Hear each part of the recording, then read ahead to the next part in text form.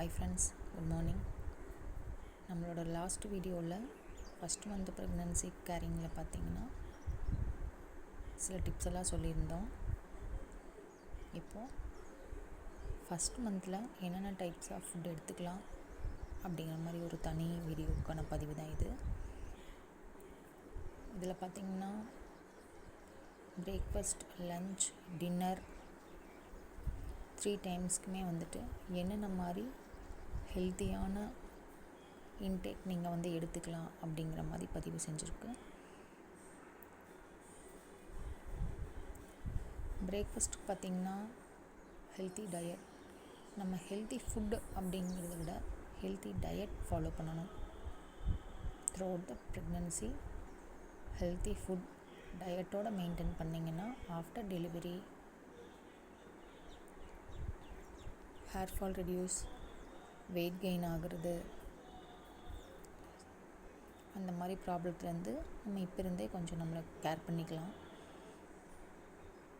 அதுக்காக தான் healthy diet maintain பண்ணணும்னு சொல்கிறது.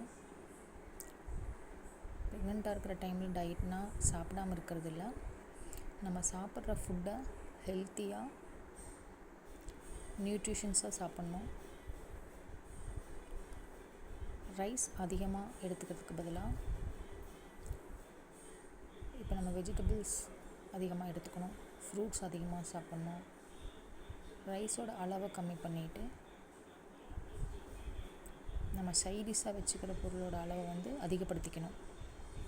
அதுதான் இந்த டைமில் உங்களுக்கு ஹெல்ப்ஃபுல்லாக இருக்கும்.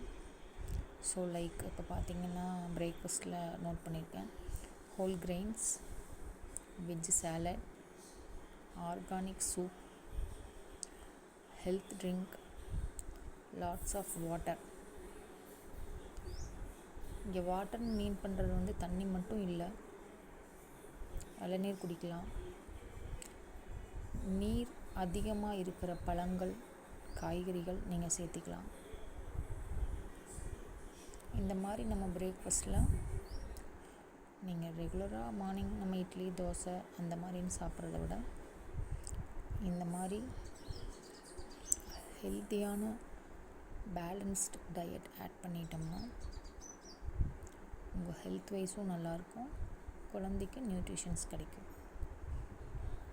செகண்ட் ஒன், லன்ச் பார்த்திங்கன்னா நீங்கள் மீட் சாப்பிட்றவங்களா இருந்தால் மீட் எடுத்துக்கலாம். எக்கில் ஒயிட் பார்ட் மட்டும் சாப்பிட்லாம். பனானா ரெகுலராக எடுத்துக்கோங்க.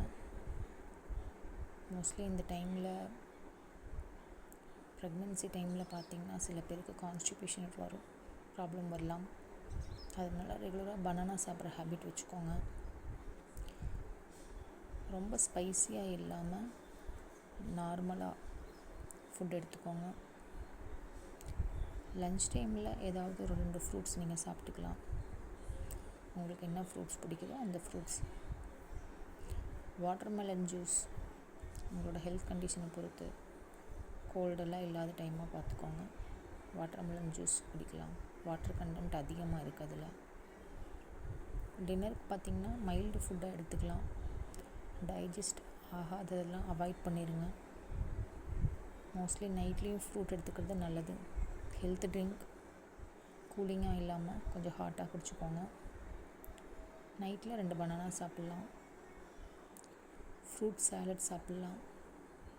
இல்லை ஜூஸ் குடிக்கிறதுக்கு விருப்பப்பட்டால் நீங்கள் ஜூஸ் குடிக்கலாம்.